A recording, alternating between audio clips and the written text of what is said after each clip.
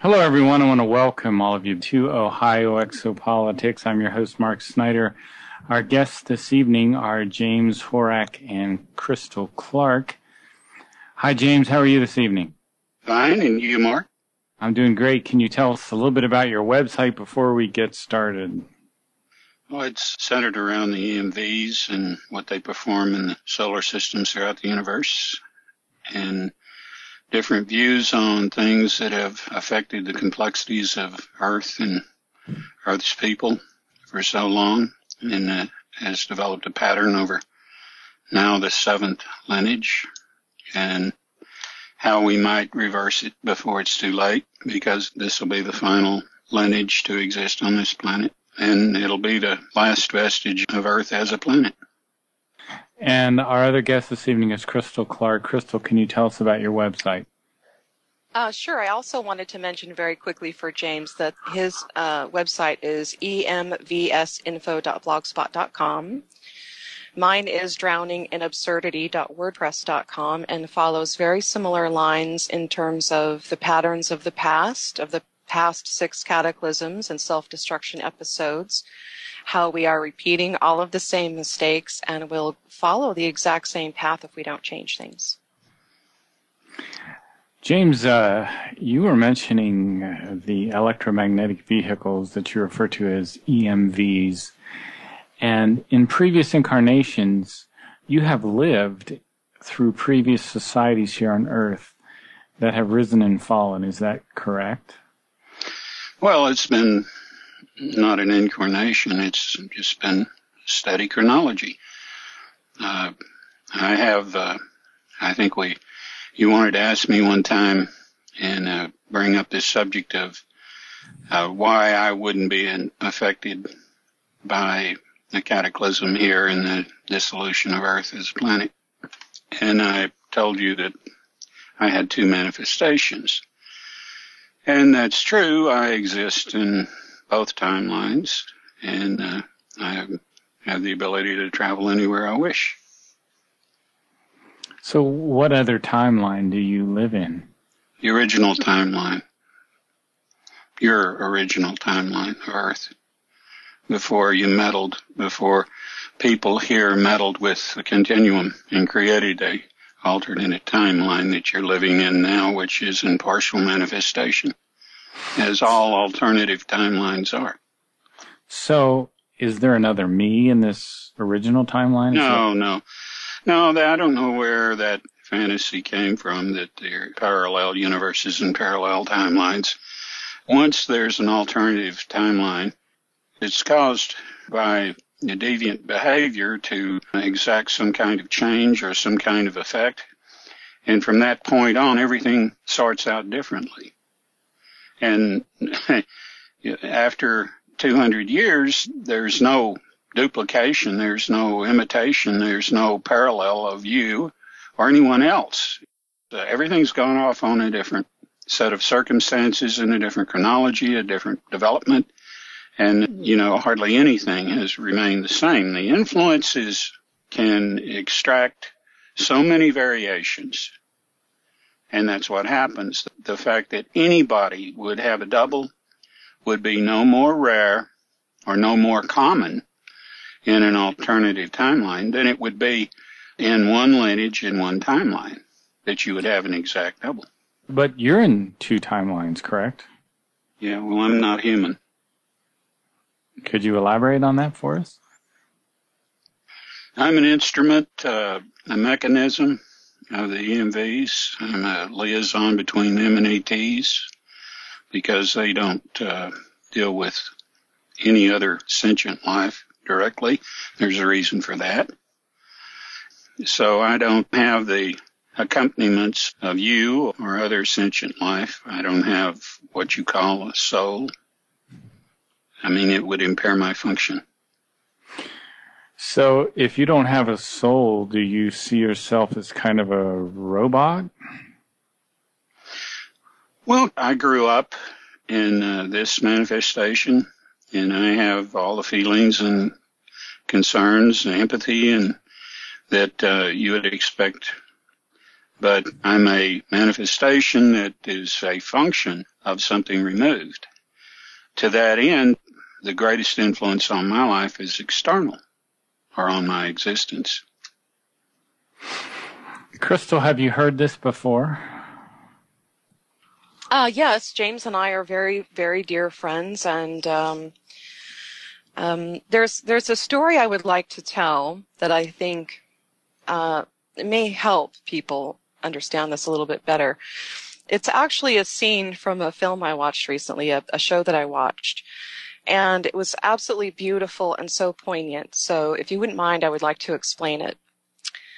There are only two characters in the scene. One is an odd man, very strange man, working with a known and convicted pedophile. When this pedophile was caught after raping and killing a young girl, he said, well, she should have ran faster. So this pedophile and this odd man are working together. The pedophile wants to somehow redeem himself or escape through death, and the odd man agreed to help him through a plan they had to thwart an evil plot. Okay. Now, I'm going to tell you what this odd man said to the pedophile. But instead of him saying it to a pedophile, I want you to imagine that he's saying this to the New World Order, and considering that many of them are pedophiles is very fitting. Okay. So this pedophile begins to realize that this man is very different and that he's not like him. And so he wants to know who and what this man is. And he also wants to know if they're going to make it through the day. And this is what the odd man explains. He says, the future can change. It's being written right now. One thing I do know, I've seen the stars, I've seen the universe, I have seen the human race become vast and magnificent and endless. And I wish you could see it. I wish you could see it too. And then he leans into the pedophile's ear and he says, because then you would know how small you've made your life. And this is the plight of the entire human race. And when you look at the powers that be, you know, the New World Order cronies, even their existence is a fraction of what's possible. But our existence is a fraction of their existence. Do you see what I'm saying? Sure. So, James, in many respects, reminds me of this man. He's trying to teach us what we're missing out on, how beautiful it is, how important it is, how beautiful and important the human race is, why they would be a welcomed addition to the universe, how everybody would grow and benefit from it, and that what we have accepted here as life is a travesty. We are not living, we're existing. And it really reminds me of, I don't know if they have these over in Europe, but here we have homeowners associations. And it's basically a neighborhood management scheme where the folks who live in a particular neighborhood actually pay a group of people to micromanage their lives pretty much to death. Anything they do, you know, if the trash can is left out, if they put an air conditioner in their window, if they plant the wrong tree or the grass is too high, they get fined. And people who have ever worked for someone, you know, a boss who micromanages them, they discover that the individual micromanaging them thinks that they're children, completely incapable of managing their own affairs. And this is what the New World Order is going to do to every person on this planet. They are going to micromanage us to death. They are going to decide who lives and for how long, who dies, what you wear, what you read, what you write, what you eat. It's not okay. It's absolutely not okay. And this is the pattern that leads to the demise of a civilization. And we see this over and over and over again. We see it in all kinds of shows. I don't know if you guys remember the series Terra Nova, where they went back in time to Earth to start a new civilization. It was brand new. They could start out on the right track. The same people come in and they take over. And these are people that have an agenda. They think they're better than everyone else. They have no idea what they're doing and they expect everyone else to pay for it but them. But we all pay for it in the end. And this is really the problem. There was just very quickly, I would like to add, I'm 99.9% sure that this was Lorraine Murray, who you may know. She's a wonderful radiation analyst and researcher. And years ago, she did a show with Jeff Rentz, and I'd never heard her before. But she was talking about how she had done some research in the field. She was an assistant to a field researcher, and I can't remember who it was, apes or monkeys or orangutans, so we'll just go with monkeys. But there was a female monkey in this particular tribe who treated her offspring very badly. And because of that, the other members of the tribe shunned her. And her way of dealing with that was very similar to the way our elite, our psychopathic elite, function. She would steal their pots and pans and go bang these pans together very loudly in the faces of the other members of her tribe and terrorize them. And in doing so, she became the alpha female. So you see, this is the pattern that leads to the demise of an entire civilization. You have someone who behaves like that, or a group of people who behave like that, and then instead of dealing with it, everybody else cowers in fear and goes along with it. Well, that makes sense. I can see that. James, you were mentioning that you weren't human and you have no soul. And you kind of told us what you are, but I'm not sure I really understand. Can you elaborate on that again? My earliest memory is I'm very young, and I'm laying on a concave chrome floor. I might have been crying a little bit at first, but then I feel loved. I feel like I have, I don't have that separation of the babe from the womb sort of thing. And that's the kind of relationship I have with EMVs. I have the abilities of a human while I'm living in this manifestation, the habits and inclinations and lusts, but I also have super focus. I have access to genetic memory and to collective consciousness, and I have unified consciousness. So I need that in order to deal with the crap that goes on and do what I'm supposed to do, which is to try to reach people and to tell them that there are things that are vastly beyond this reality which they're shut into. Science stopped growing after the Civil War. A second technology came about, and even that wasn't exploited for the good, but for weaponizing everything and anything. You had industrialists financing all of this because they were so afraid of labor becoming stronger and making demands. And today, if you look at everything that has happened in the past 25 years, or even since Kennedy was killed, what you see is basically a war on labor. That's NAFTA and GATT and everything else that's gone on.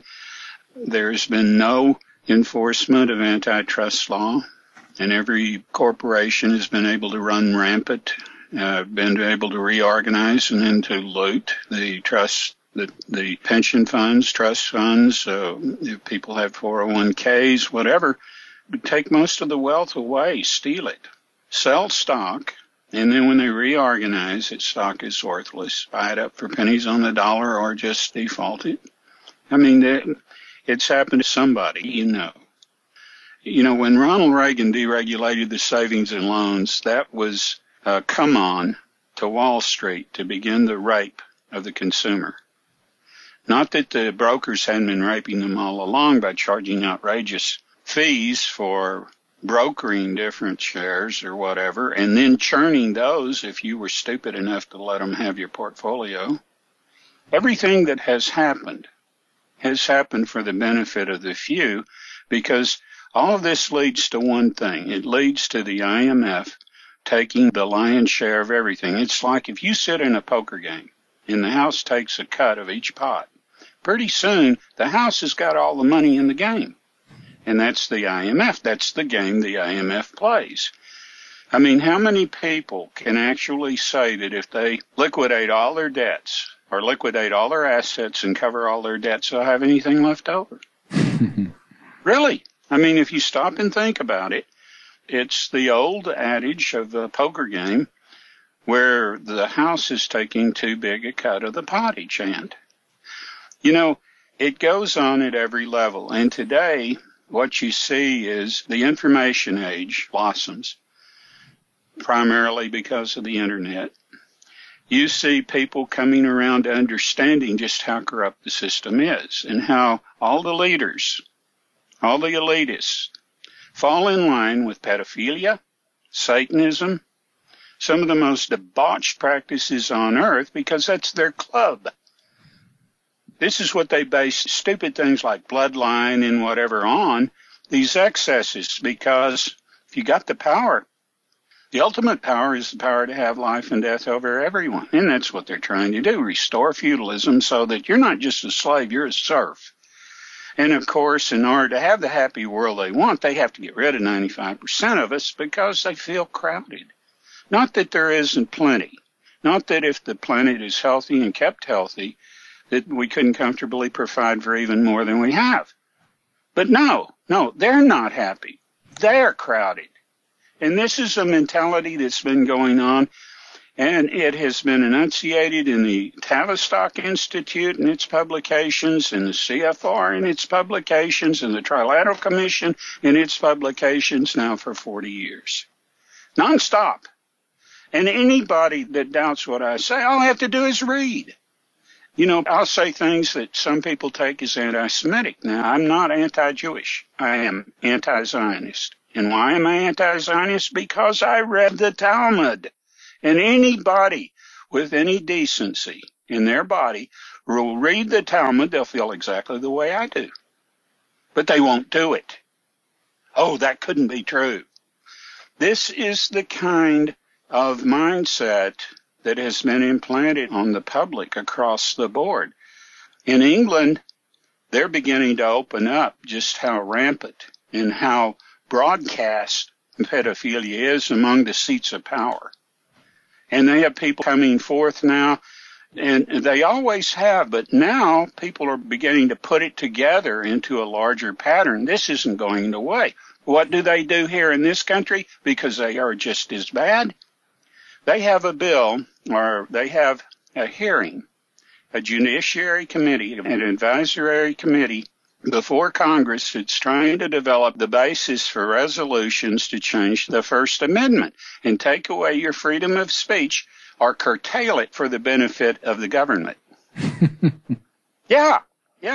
I mean, it's insane. And luckily we had one lawmaker render a beautiful speech about how disgusting this was. But the mere fact that anybody would sponsor such a bill proposal is as treasonous and outrageous and inhumane. I mean, this goes all the way back to the very basis of a free society of any kind. You know, whether you go back to Greece or whether you go to anything that ever had any roots in human decency or an egalitarian society. I mean, this is the wrench, the great wrench that's thrown into everything that is used to justify absolute tyranny over everyone. And that's what we're facing because these people are so paranoid, and they have a reason and a right to be paranoid. They're being found out. Mm-hmm. They're being found out for the monsters they are. And when the American public, the English public, European community in its entirety understand how pedophilia has been used to consolidate these secret conspiracies, these secret societies, these secret gatherings of monsters, when they begin to understand that, because it's a perfect blackmail card, it is cohesive for all of these people.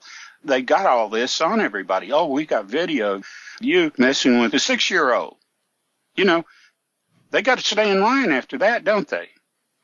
And that's why the people at the very top, whether they're pedophiles or not, and most are, that's why they find it so useful to use this, to cultivate it, and to get people. I mean, it's just like drugs. It's just like a drug. And once these people get involved in this, which is the ultimate decadence, the ultimate evil, then they got them. You know, you have people that are not pedophiles, but they're so afraid because they know. It's just like trying to go up against a network of Masons or a network of the Illuminati. If they have zoned in on you, you've got a lot of problems, a lot of trouble. And your family does too. That's the way the monsters operate. But this is real. This is in our face right now.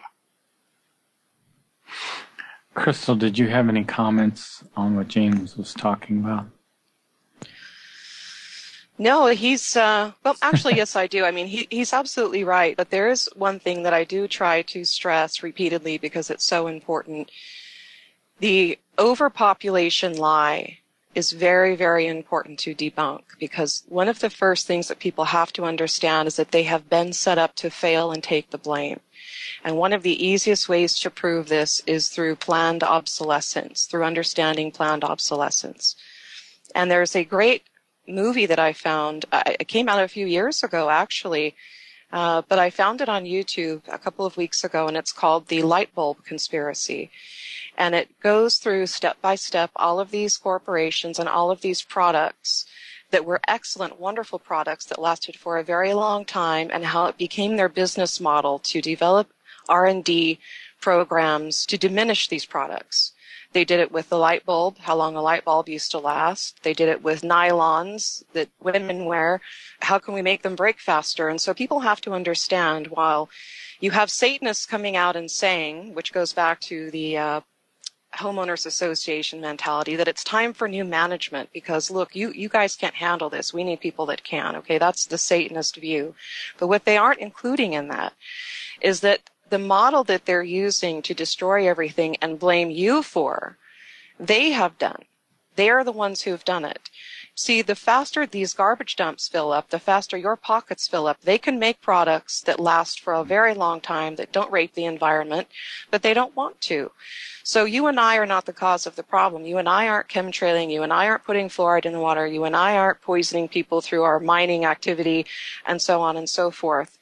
And then you have the dumbing down going on at the same time. And I never remember who said it, but it's a very beautiful quote about how they who have put out the people's eye reproach them of their blindness. And that's what's happening.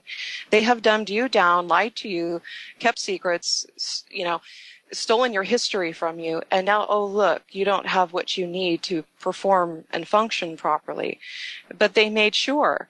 And there's another important thing that goes along with this in terms of sustainability, which is just an awful word at this point because it doesn't mean anything. James and I were talking once, and I try to explain to people often that manufactured lack is very real, and they are making sure there won't be enough, so then they can scare people into accepting the New World Order to manage the planet and manage the crisis that they've manufactured. It's very difficult to explain, though. They're making sure there won't be enough food. They're making sure there won't be enough fish. They're killing them off. And James and I were talking one day, and I said, this is a very difficult thing to explain, and I'm always looking for someone who can say what needs to be said better than I can. And he did it, and he did it so beautifully. He said, well, what is overpopulation? He said, isn't it that there aren't enough resources for everyone? And I said, that's right. And he said, okay, he said, so if you go to the Amazon where the Aborigines live and you cut down the Amazon, now it's overpopulated, isn't it? That's what they're doing. And this is not survivable long term, not even for them. These things have to stop. Well, it's reached a point where there's no future for anyone. And it's like I've said, Fukushima is a tipping point. Right now, the crust is so unstable, and they've done everything they could to make their own future insecure. Perhaps they believe a bill of goods that some of their implementers have sold them, if they have, that they can run off to another planet, or that there are facilities below the crust or below the earth, multi-level cities and so forth that they can depend on. No, there's not. They've got them, but they won't survive any more than what's on the surface will survive, because the crusts are going to start moving. The plate tectonics are weak. And this is true all over the earth. And everywhere where they've manufactured anything at all, they have done so without advisement of how they could, in creating the cavity they did, in creating the transport system that they did, they further weakened the crust there. And you see, that's not enough. I mean, this sort of thing If you look at the Third Reich, the infighting was so common that was one reason why they systemically failed, even when they had a leg up on Europe. And the same thing is true with the monsters.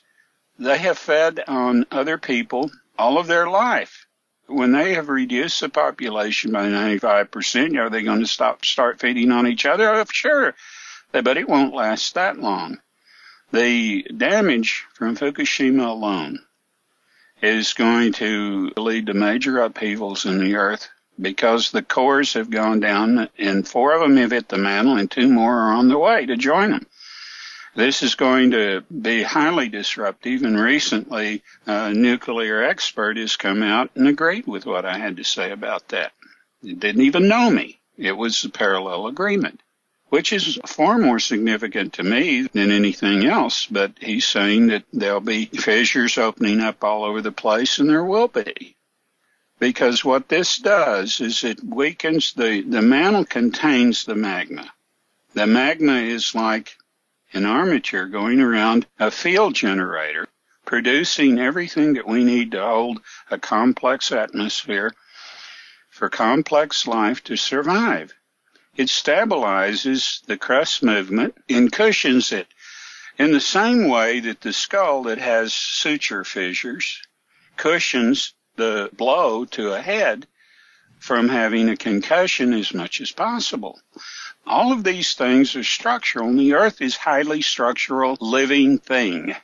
And it has been disrupted. You know, this sort of thing has happened before in the past, but not to this extent. And of course, you've been given respite. But that's ending, because the view is that there are people that be a lot more appreciative of a new sun in this system than you have shown in your lack of appreciation of the earth. I want to switch gears just a minute, and we get back to these cores hitting the mantle. I think that's a very interesting topic, but I wanted to bring up something truly absurd and kind of beyond belief, and this comes from Susan Purcell's website, occupycorporatism.com. She says the U.S. Congress is contemplating minting a $1 trillion platinum coin under the authorization of Timothy Geithner, the U.S. Secretary of the Treasury. These platinum coins would be used to pay off the $16.4 trillion debt accrued by the U.S. government. The U.S. Treasury would keep these coins in its account at the Federal Reserve Bank in Washington. Another House Representative, Greg Walden, asserts this scheme to mint trillion-dollar platinum coins is absurd and dangerous, and it would be laughable if the proponents weren't so serious about it as a solution. I'm introducing a bill to stop this in the tracks. And because Crystal's website is called Drowning in Absurdity, I'd like to see if she could comment on this absurd idea. Well, I think the first thing that's absurd about it is they're going to mint these coins to pay themselves, aren't they? That's really who we owe the money to, right? How convenient is that? It makes no sense at all. Yeah. How can you imagine like something the size of a quarter or a dime worth $1 trillion? Come on, that's so ridiculous. And that's a theme that applies across the board in terms of, what we consider money. It's where does the value of it come from? It's a piece of paper. It doesn't have any value. The value is the belief, and beliefs are too easily manipulated, which is what social engineering is all about. This is a conversation I try to have when I can, and it's a very difficult one because so many people have bought into the cryptocurrency craze. And what people don't understand is the New World Order must have a digital currency to solidify their power over every aspect of your life. They have to. And if people do a little digging, they'll find that Bitcoin was created by DARPA. Someone recently tried to argue this with me and say, well, the point of a cryptocurrency is to prove how absurd the Federal Reserve is.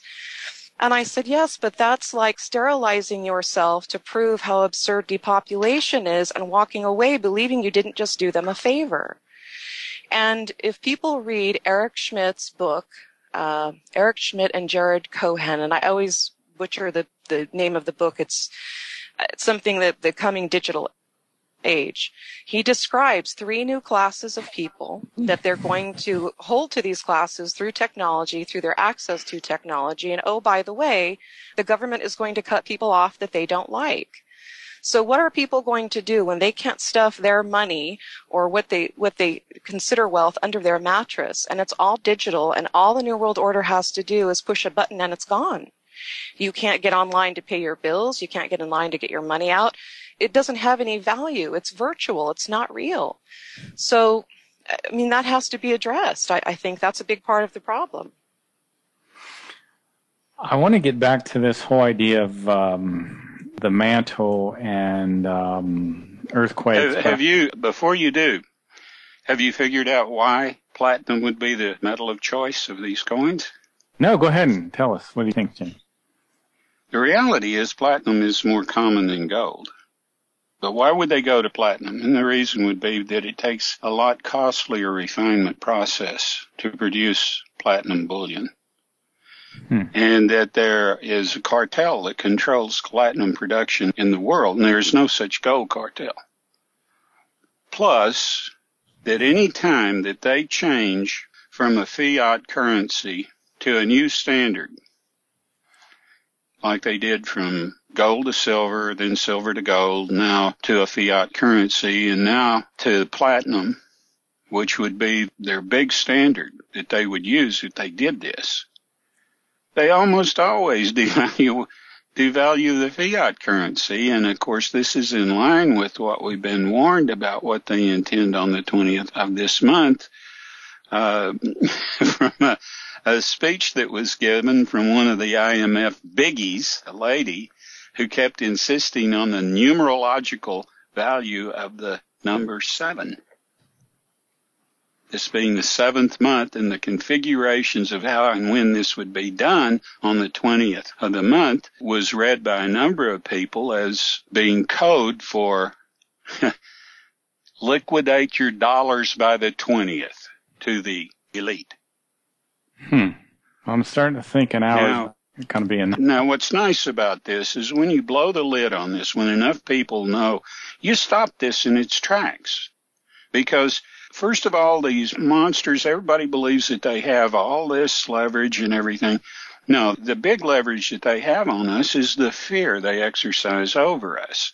Yeah. And if they lose the element of surprise, which always creates the ultimate fear when this comes as a surprise and it hits you, which they just feed on, when it's taken away from them, they do a little recon and decide, well, no, we better not do that. We're not going to get what we want out of it.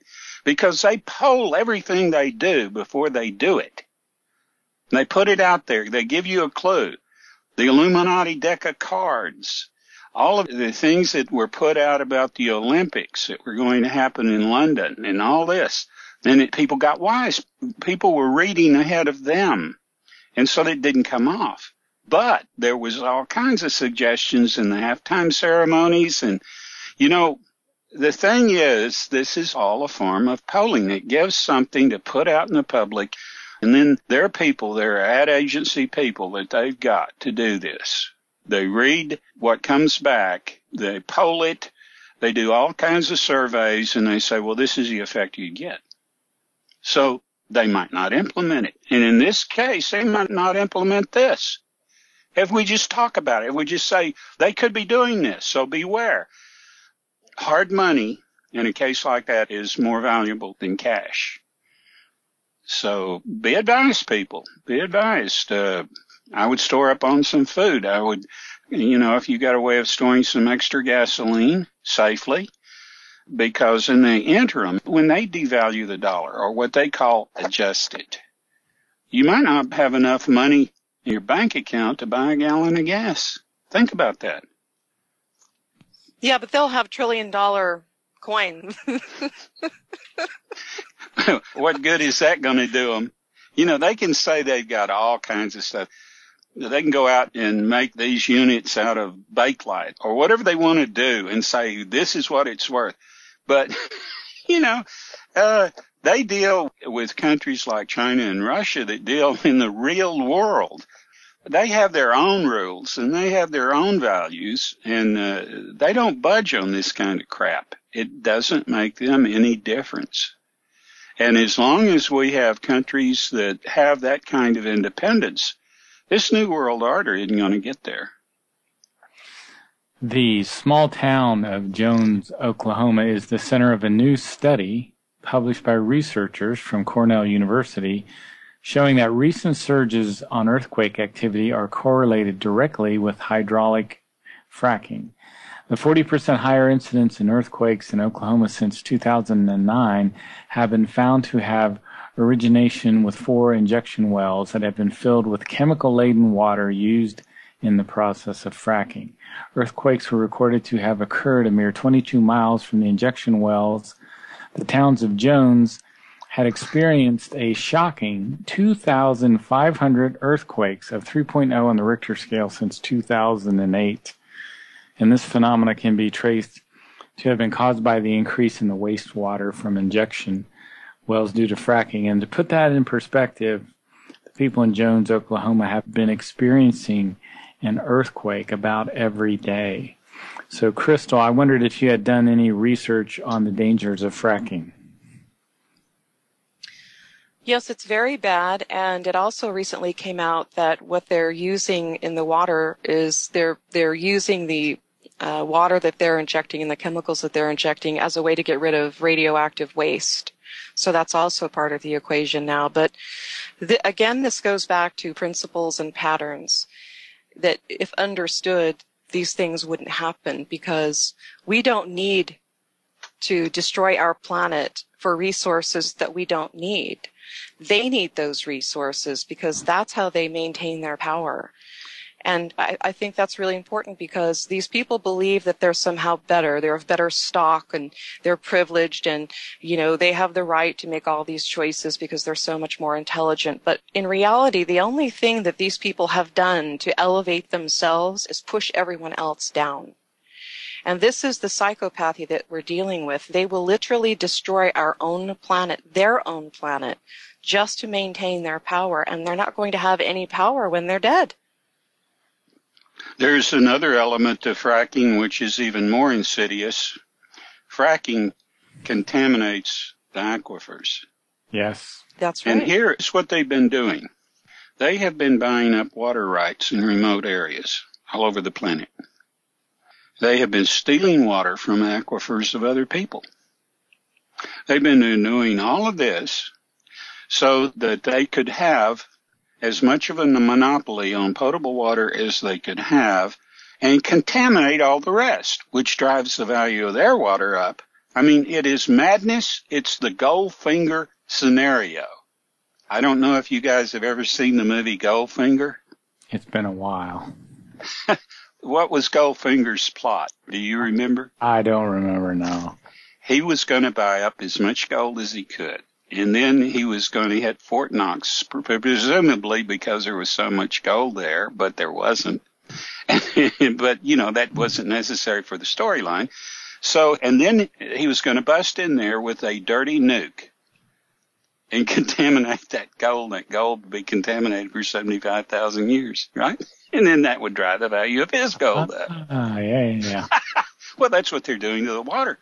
And another James Bond movie came out that pretty well backed up the takeover of water, which was called The New Gold. So, I mean, anything, any madness. And, what is Monsanto doing with GMO? Monsanto is doing this with food. They're trying to make it illegal for anybody to have a source of food that comes from anything other than GMO plants. And of course, every year you have to buy seeds from them. And of course, these are genetically modified organisms, so they are not healthy. Your body is going to have problems with them. And the corn that's produced, the GMO corn, the carries contraceptive with it, corn. Yeah, carries a virus that affects humans.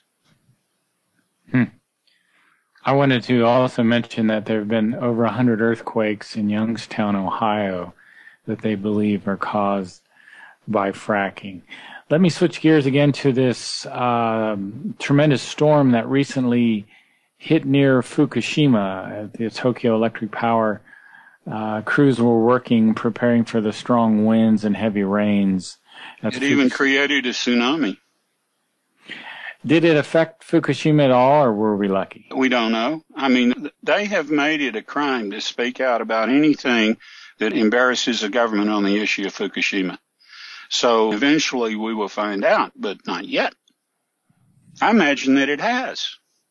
You can bet that it has broadcasted the contamination that's coming out of those reactors more, or coming out from the residue of the spent fuel rods that have been blown around all over the place, because the cores are long gone.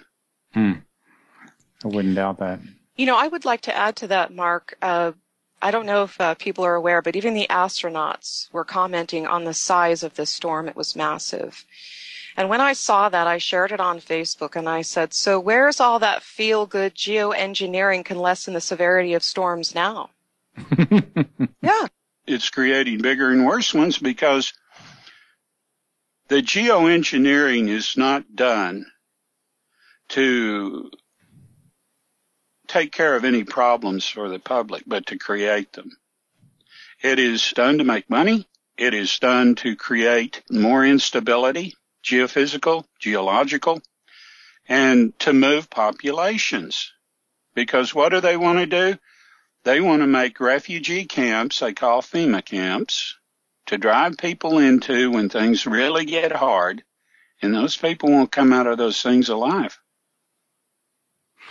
I want to switch gears to ISIS just for a moment here. The radical Islamists who are murdering and imposing mayhem across Iraq are generally known as ISIS, the Islamic State in Iraq and Syria, and now they want girls.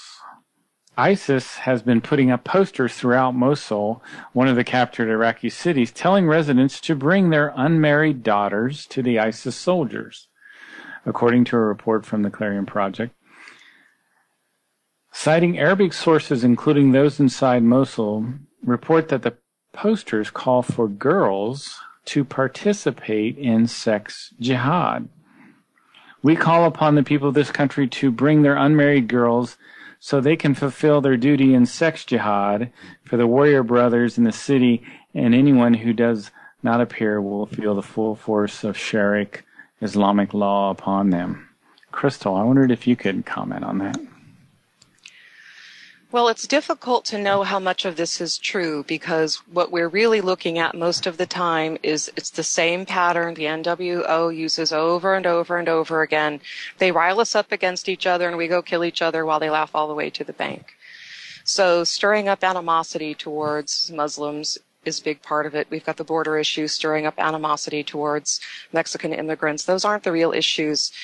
And I thought it was interesting. A couple of weeks ago, RT put out a story about how the U.S. government said that they didn't have enough intel to decide whether or not they should start bombing Iraq.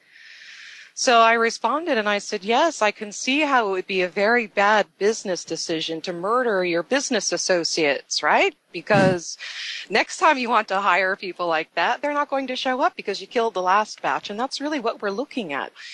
You hear stories about, oh, Al-Qaeda is getting through the border. Is that right? There is no Al-Qaeda. These are people that our governments and the New World Order pay to terrorize people, to get people in line so that they can introduce their system. That's all this is about. Well, Al-Qaeda was an invention of the CIA. We found that out. It was a name for their database. Yeah, and it started out the same way ISIS did, didn't it? Yes, it's the same pattern. So maybe, just maybe, we know that if it isn't invented by the CIA and Mossad, it certainly is being exploited by them. Yeah, never let a good crisis go to waste. Oh, yeah. It's their actions in the Middle East that polarize Muslims and create this kind of mess. If you want to create terrorists, you terrorize. All you have to do is look at what happened in Kiev, what happened in Donetsk. They go in and they find the worst leaders to support. And I'm talking about the Obama regime goes in and finds the worst leaders to support. People who are the descendants of Nazis that supported the Germans, that worked in Babi Yar, there outside Kiev, exterminating fellow Ukrainians and fellow Russians to the tune of 40 million. 2 mountains of human ash there today. You never hear about that. But that's the kind of scum that's running that government in Kiev. And they're terrorizing people, they're murdering people, they're purging. And of course, that's fine with Obama and company, isn't it? Well, the same thing in the Middle East that they've been doing all along. They create these terrorists. And a lot of times these terrorists aren't Arab.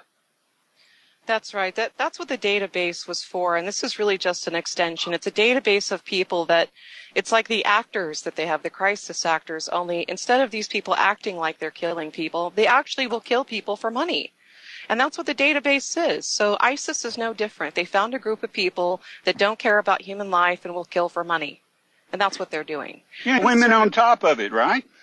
Yeah, what I'm concerned about at the border, though, if we can get this in very quick, because I know we don't have too much time left, is we recently had Zionist Feinstein come out and say, oh, there's another terrorist attack going to happen, and she's sure, and I'm sure she is because she probably helped write the plan. And then we had Dick Cheney and some other social engineers come out and say, oh, it's coming. And poof, we have a border crisis. And the next thing you know, members of Al-Qaeda are sneaking through the border. I think they said they've caught 7 of them. So this is opening the gateway psychologically. They're seeding the populace to accept terrorism on our own soil. And this is very bothersome, along with what happened in Detroit when I think it was 150,000 people got their water cut off because they couldn't afford to pay the bill. And on top of taking their children away, they also invited the UN to come in and fix it. Well, the UN is the Trojan horse of the New World Order, so that was very well played, wasn't it? Indeed. Oh, Crystal. Yeah. Oh, yeah. We're about out of time. Crystal, why don't you tell us about your website again? My website is drowninginabsurdity.wordpress.com, and James is, because he sometimes forgets, is emvsinfo.blogspot.com. And Crystal, can you talk about your book at all? Well, the first book I wrote, I finished in 2008, but I took it off the market to revise it. I'm in the middle of that, but I do have another book out that's called When Tomorrow Comes. It's on Amazon. I'm the only author on Amazon with the name Crystal Clark, so it's easy to find if people are interested. And when are we going to get James to write a book, Crystal? I don't think that's James's style. No, it's not my style. You're not part of the cottage industry, James? No, and neither is Crystal. Just because she writes books, she's one of those rare people that write for the love of writing and sharing information. She doesn't write to make money. Yeah, the blog is actually the revised version of the first book for free. Thanks, Crystal, James. I hope to talk to you guys soon. Our pleasure. Thank you, Mark. Great interview. And we are out of time. I appreciate everyone listening. Appreciate James and Crystal for coming, and I appreciate everyone for listening. Have a good evening. Goodbye.